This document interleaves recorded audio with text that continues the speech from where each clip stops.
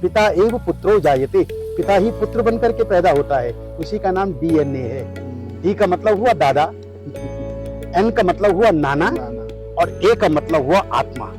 तो मेरे शरीर में दो चैनल हैं, एक मैटरनल चैनल, एक पैटर्नल चैनल। एक पिता का रक्त संबंध और एक माता का दुग्ध संबंध। रक्त संबंध लाल रंग खून का, जिसको हम आरबीसी कहते हैं, और श्वेत रक्त कण, जिसको हम डब्ल्यूबीसी कहते हैं। ये हमारे शरीर के अंदर हैं।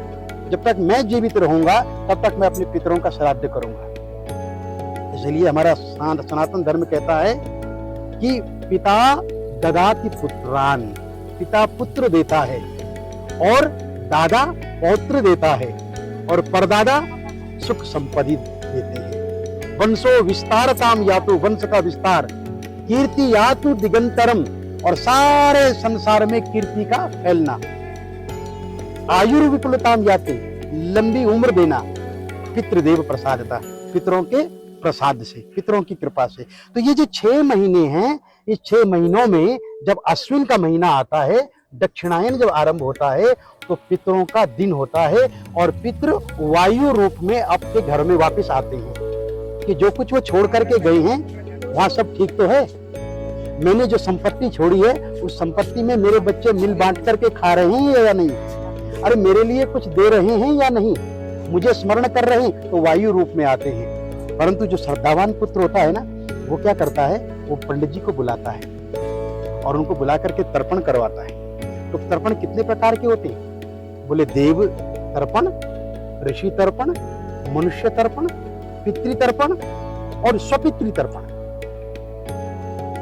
और पितरों में भी बोले इस जन्म के बंधु नहीं, ये बांधवा अबांधवा, ये अन्य जन्म निबांधवा।